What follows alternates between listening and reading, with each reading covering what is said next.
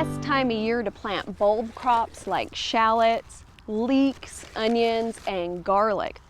And these are also very easy crops to grow in the garden.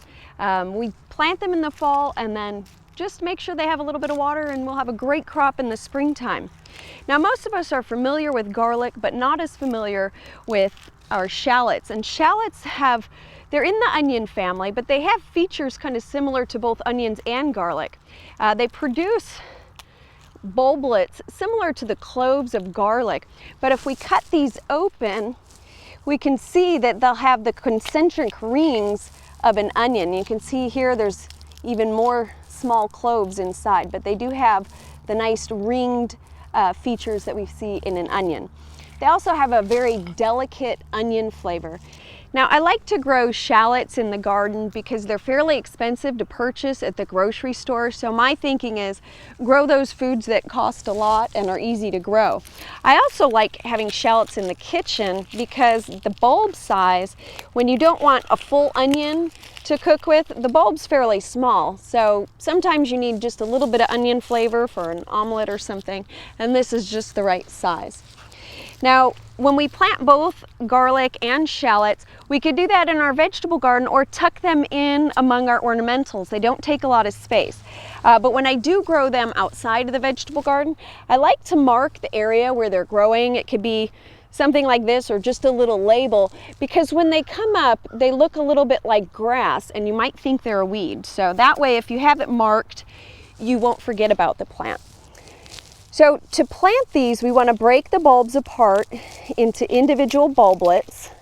And the same's true with our garlic. We want to break up our garlic and separate those into bulbs. You don't really have to worry about peeling off the skins on the outside. The loose ones will fall off. The garlic cloves are a little bit smaller than our shallot bulbs. And all of these we want to plant with this hard side down where the roots were on the bulb. We plant that part down and the little papery tip pointing upward. Now, when the garlic produces, each of these bulbs is going to grow into a head like that. Now with the shallots, what we'll get is a clump. So each bulb is going to have clumps of bulbs attached to it, and there can be up to 8 or 12 depending on the productivity of your soils and the cultivar of the plant. And so you can tell just by looking at these that the shallots are going to take up a bit more room than the garlic. So we want to space those accordingly as we plant the garden. So look for an area in the garden that gets full sun and also has a nice well-drained soil. And we have a pretty good loamy soil here, and I'm going to use this area just for my shallots. I want to space those about 8 inches apart. So I'm not going to put rows because I'm doing this in more of an ornamental style, and I'm just marking the areas where I want to put my bulbs.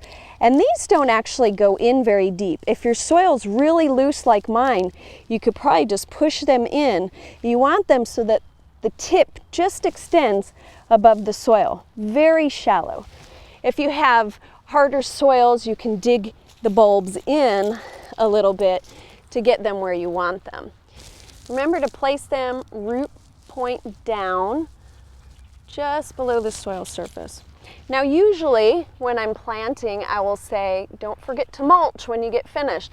But with shallots, we're not going to mulch them. They're actually fairly sensitive to rotting, so we want to leave the area free of mulch, which will help the soil to create a better moisture for those shallots. For garlic bulbs, I like to soak the bulbs in a mixture of 1 tablespoon of a liquid kelp fertilizer in half a gallon of water. And I'll let those soak while I'm preparing the soil. With both shallots and garlic, if you wish, you can mix in a bit of bone meal into the soil area as you loosen it. That'll give the plants a boost. Now for the garlic, we don't need quite as much space between plants.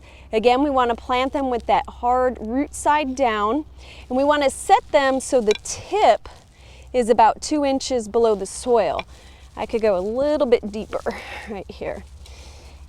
So they're going to go in a little bit deeper than the shallots, but they don't get as big, remember? So we can separate those about 4 to 6 inches in the garden.